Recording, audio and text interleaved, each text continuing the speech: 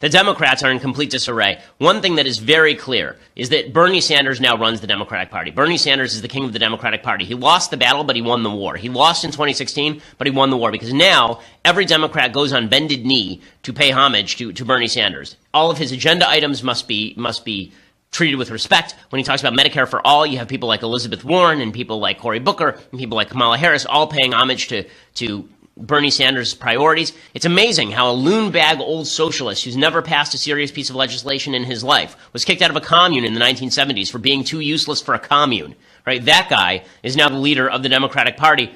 Yeah, it's no more absurd, certainly, than Donald Trump being the leader of the Republican Party, but it does demonstrate the loss of faith in the parties themselves have led to the takeover of those parties by outside forces. Sanders is an outside force. Trump is an outside force. And this demonstrates, again, that when you have parties that have lost their way, when you have parties that don't have a reason for existence, they are susceptible to being taken over. It's really obvious now that folks like Elizabeth Warren are crowning Bernie Sanders king, and the only question is what Bernie Sanders is going to do with that. So here is Elizabeth Warren was asked yesterday by Jake Tapper on CNN whether Bernie was robbed in the 2016 election cycle by Hillary Clinton and the DNC. She had said last year that he was not robbed, but now she's switched her tune because obviously everyone must now bend before Bernie. This is a test for Tom Perez, and either he's going to succeed by bringing Bernie Sanders and Bernie Sanders representatives into this process, and they're going to say it's fair, it works, we all believe it, or he's going to fail. And I very much hope he succeeds. I hope for Democrats everywhere. I hope for Bernie and for all of Bernie's supporters that he's going to succeed. Very quickly, Senator, do you agree with the notion that it was rigged? Yes.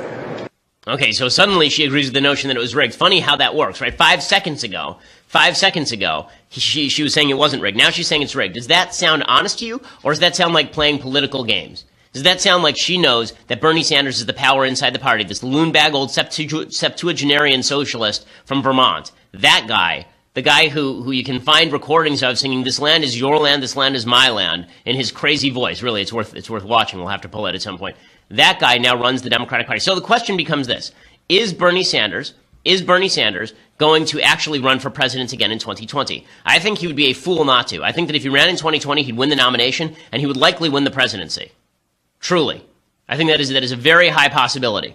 Now, he also has the possibility that he could sit outside and just become the patron to the Democratic Party. He could sit outside. He could campaign for all the candidates. He could make them come to him. That may be his best move in certain ways, because then he gets to be the leader of a movement as opposed to the guy who's expected to actually implement. And Bernie's not going to be able to implement a damn thing. I mean, Bernie doesn't have the power. He doesn't have the support of legislators in order to do all of this. But if he just sits outside and he talks about all of his socialist priorities and Democrats mirror his socialist priorities, he can actually pose more of a threat from the outside than he does from the inside. But it is very clear that the DNC is moving in Bernie's direction. Tom Perez, who took over the DNC from Donna Brazile, we talked about Donna Brazile yesterday. The reason all this is coming up is because Donna Brazile has a new book where she says Hillary Clinton took over the Democratic Party wholesale in August of 2015, long before she was the nominee. Now Perez runs the party, and he's just trying to keep his head down, saying we're going to move forward. What he means by move forward is follow Bernie down the primrose path here. Well, hey, we're moving forward. We're building, I've been asked that question a number of times since I started. And one of my goals here as the DNC chair is to make sure that the nominating process for 2020 is a process that's totally fair and transparent for everybody. That's what we're fighting for. That's what we will do. And we're going to set the primary debate schedule well in advance of when we know who the candidates will be there. We have to make sure that everything is fair and open and everybody has a fair shake. Okay, so that obviously he's now paying lip service to Bernie Sanders amid all of this. One of the points that's worth making here is it really is fascinating how the 2016 election played out in light of the fact that Hillary Clinton was picking up all of Barack Obama's bills at the DNC. One thing that Donna Brazile said in that piece is that Barack Obama had run up $24 million in debt against the DNC, and then Hillary Clinton came in and backfilled that debt. Well, maybe that was one of the reasons why Barack Obama kept saying to Joe Biden he wasn't going to endorse him, because this was one of the questions during the primaries. What if Barack Obama had endorsed Joe Biden? Wouldn't Biden then have beaten Hillary Clinton in the primaries? And nobody could really understand why it was that Joe Biden wasn't getting Obama's endorsement. Obama had talked in warm terms about Biden. He obviously likes Joe Biden a lot. He felt that Joe Biden was a good support for him, and yet he was standing aside and letting Hillary Clinton basically take the lead. It is not unheard of for presidents to endorse their vice presidents during the primary cycle. That is not unheard of at all. In fact, it happens relatively routinely. Obama didn't do that. Maybe one of the reasons he didn't do that is because Hillary Clinton was basically signing the checks for all of his bills. A lot of Obama consultants were still being paid by the DNC with Hillary cash while all of this was going on, which shows how corrupt Obama is if that's the case. Now, Joe Biden, by the way, is probably going to run again in 2020, but now Joe Biden could run into the Bernie Sanders buzzsaw. Biden is still making the rounds talking about Trump tweeting and all the rest of this. Trump had a long tweet storm today about how the DNC is corrupt and how it should be investigated by the FBI and the DOJ. I'll talk about that in just a second, but here is Joe Biden desperately trying to cling to relevance. We got to stop this tweeting. We got to stop this sort of, it is so, I've tried to stay out of the mosh pit, the president and I, Obama and I have, but it's childish. It's time to grow up.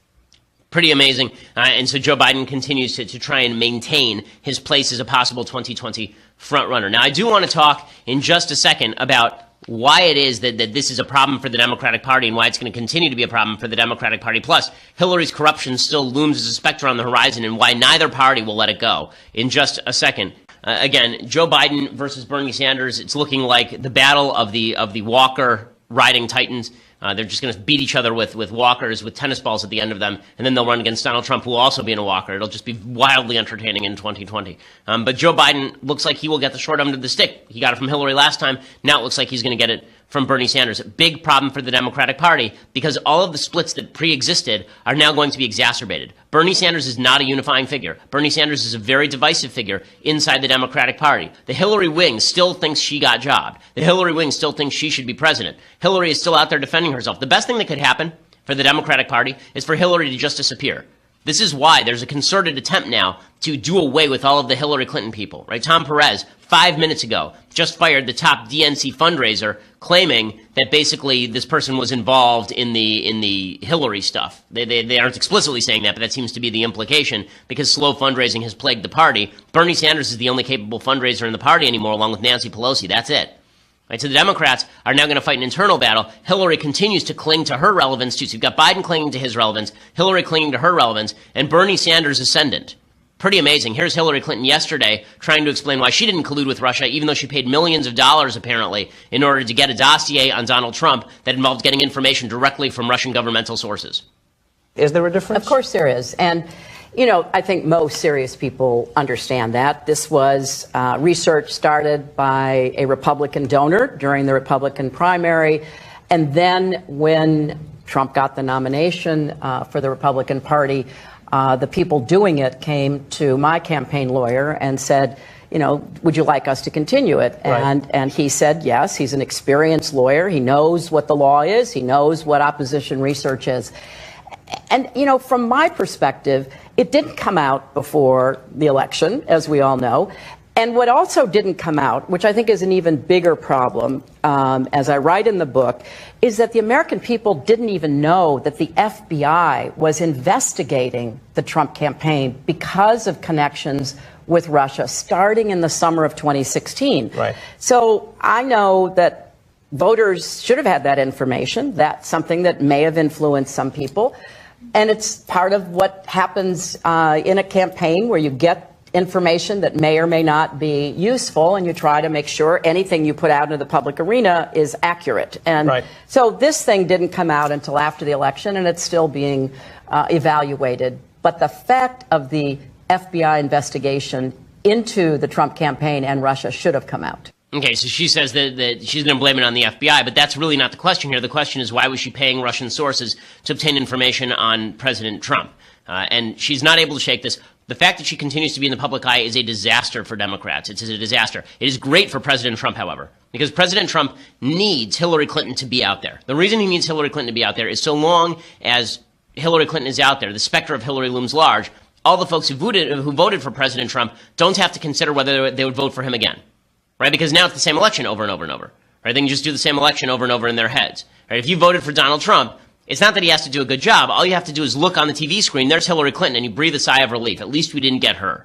And this is the way people are gauging President Trump's performance at this point. Not by whether he's doing a good job, not by whether he's been successful, not where he's been successful or how he's been successful, but at least he's not that lady. So her continued presence on the national stage, the ubiquity of her mug on the television set, very, very good for President Trump. And Trump jazzes up his base when he says stuff like this. So Trump told my friend Larry O'Connor over in Washington, D.C., he told Larry that he's very frustrated he can't personally go after Hillary Clinton. The left is going nuts over this, but Trump knows exactly what he's doing when he says it. The saddest thing is that because I'm the President of the United States, I am not supposed to be involved with the Justice Department. I'm not supposed to be involved with the FBI. I'm not supposed to be doing the kind of things that I would love to be doing, and I'm very frustrated by it. Okay, so a lot of people on the left went nuts over this. A lot of people on the left suggested that this is President Trump's dictatorial sensibility coming to the fore. He wants to prosecute Hillary Clinton. Let's be very real about this. This is Trump saying he can't do it. Right? This is Trump saying he can't do it. For all of his fulminations on Twitter, what Trump is doing here is certainly no worse than what President Obama did repeatedly with the IRS, where he kept saying that it'd be great if someone would go after these 501c3s, these conservative 501c3s, and then administrators at the IRS got the picture, and they went ahead and went after the conservative 501c3s. It's very funny to watch the left, which seriously objects to what Trump is saying publicly, basically gloss over the IRS scandal and pretend that it never happened. Now, listen, I don't think that the president should be telling the FBI what to do. It does require a certain level of independence. He has power over the FBI because he has power over his DOJ, but we don't want the DOJ to simply become an arm of the White House. It was under President Obama. It's not under President Trump. This is something that even the left should acknowledge. Okay, the DOJ under President Trump is not an arm of the White House. It really has not been. Eric Holder was the guy who described himself as Barack Obama's wingman. If you want to talk about perversion of the DOJ to the uses of the White House, it was a lot worse under Obama than it was under Trump. And this is coming from someone who's very skeptical of Trump's perspective on the Constitution and the rule of law. Okay, Trump has certainly not used the DOJ as his weapon against political opponents in nearly the way that Democrats use the DOJ as a weapon on behalf of their political allies. And that is clearly true. Talk to J. Christian Adams, who's over at the DOJ during the Obama administration, and the DOJ Civil Rights Division was basically throwing out cases against the Black Panthers, even as the Black Panthers, the new Black Panthers, were wielding nightsticks outside of voting places. Right? The DOJ under Obama was much more a wing of the White House than it is under President Trump. So I don't buy a lot of the kind of left-wing outrage that Trump is trying to sick the DOJ and the FBI on Hillary Clinton. If he wanted to do it, he actually has the power to do it. But he is not doing that right now. So the left needs to just calm down. I'm really not involved with the Justice Department. I'd like to let it run itself. But honestly, they should be looking at the Democrats. They should be looking at Podesta and all of that dishonesty. They should be looking at a lot of things. And a lot of people are disappointed in the Justice Department, including me. Thank you.